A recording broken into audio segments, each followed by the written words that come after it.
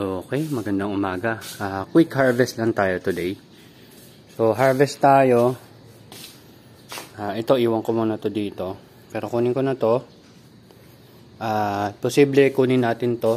Mag-early harvest tayo dito.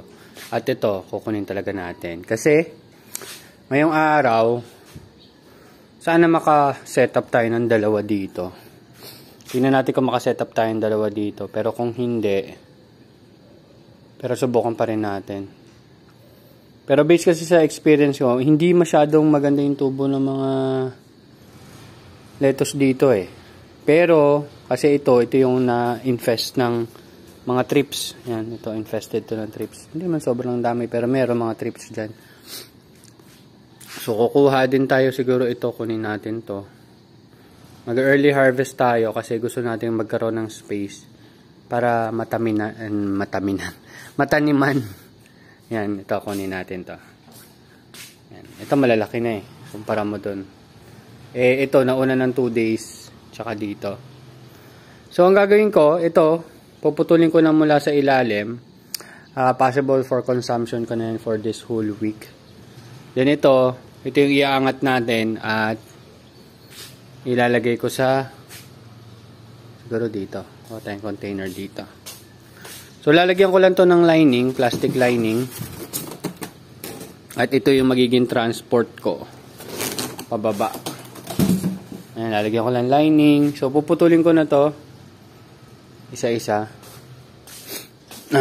Kasi yung infested ng mga trips, binababad ko muna yan sa tubig ng mga siguro at least 30 minutes. Hindi ko sure kung mapapatay nun yung trips pero at least sana mapatay nun yung trips bago ko sila himayin ng isa-isa para i-preserve dun sa ref. Ang ginagawa ko kasi pagkahimay ko sa kanila isa-isa, bababad ko sila sa tubig tapos nandulan sila sa ref, so cold water na sila afterwards and mag-stay sila na crispy actually na mga kahit 2-3 weeks yun. Tumatagal sila ng ganun ka-crispy. Then, kukunin ko lang sila pag kailangan ko na sila. So, okay. So, harvest muna ako ha. Wait lang. So, pakita ko lang sa inyo ito. Malala. Medyo maraming tama. So, marami akong hindi magagamit na dahon. Siguro yung bandang gitna na lang magagamit ko. Pero most ng dahon is dispose ko na. So, ibababad ko ito sa tubig more than 30 minutes. Tsaka ang liit to. Ang gaan. Siguro mga 70 or 60 grams lang to pag tinimbang natin. So, okay. Tapusin ko muna ha. Wait. Okay. So, pakita ko lang sa inyo bago ko matapos. Ayan. Medyo madaming damage talaga. Ayan na. Gilid. So, maliban sa trips, yung fungus din. Ayan o. Makita mo. Masyado kasi mataas yung humidity kasi dikit-dikit sila. So, malamang kailangan ko talagang i-adjust yung butas para na rin sa mga halaman natin. Siguro kahit i-adjust ko lang to, isagad natin sa gilid. Yan, yung mga yan. So, yung dito na lang sa gitna, medyo mamamroblema tayo, pero hayaan na lang muna natin sila. Or pwede ko rin i-adjust gilid, tas ito rin, yung gilid. Parang i-adjust na talaga natin lahat. So, yun, medyo matrabaho lang yun kasi wala pa akong nagagawang pambutas na mabilisan eh. Medyo time consuming siya pero yan, okay lang naman siguro yon.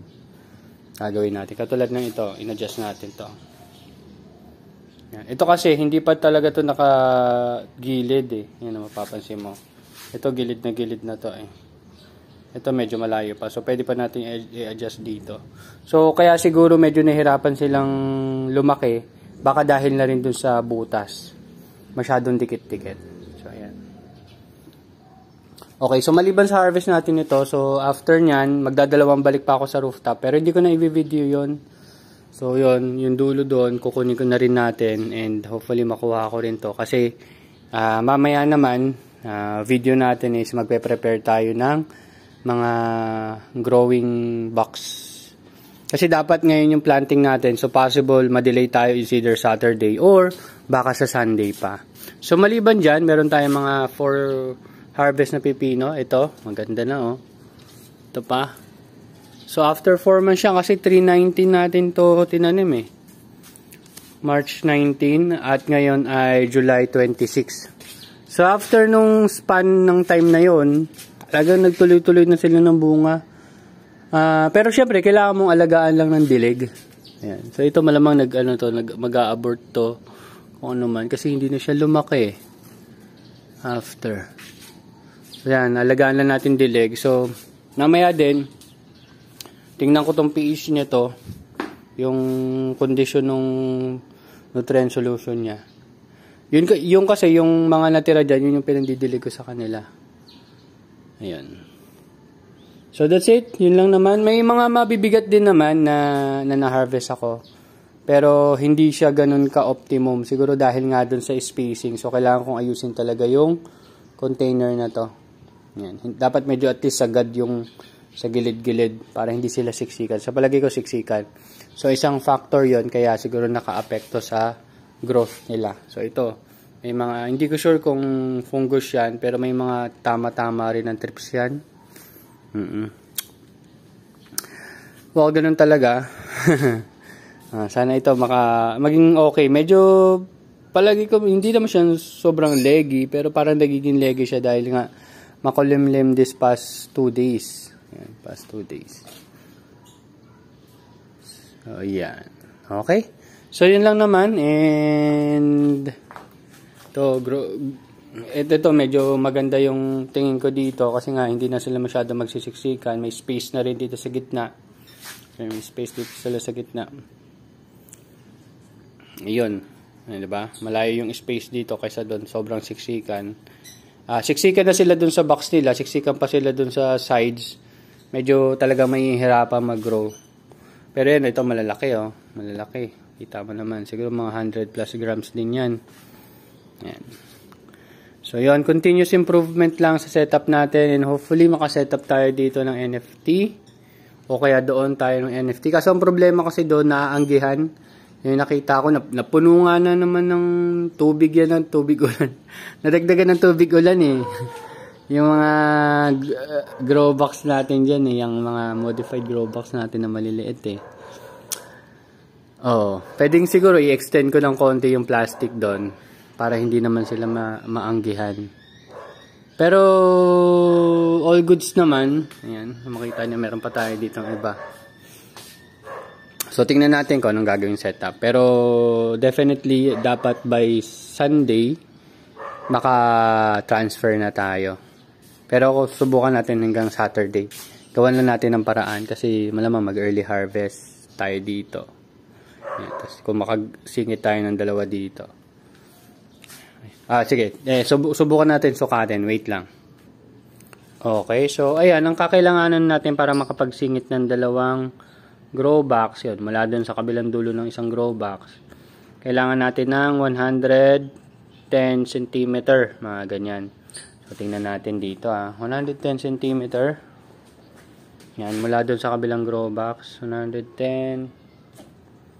So, ibig sabihin, tatama siya dito sa isang grow box natin. Tatama siya banda dito. So, isa lang ang mailalagay natin dito, maliban na lang kung ipapahiga ko yung isang grow box dito. Baka ganun muna mangyari sa kanya. Kasi nga, inilagay ko to dito eh. Oo. Tingnan natin. Okay?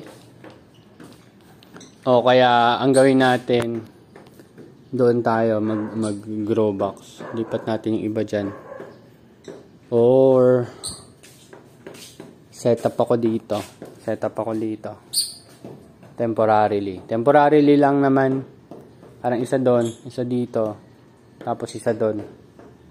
Doon yun, may konting space doon, diba? Ito yung early harvest natin yan kasi dapat next week pa to or next week ito.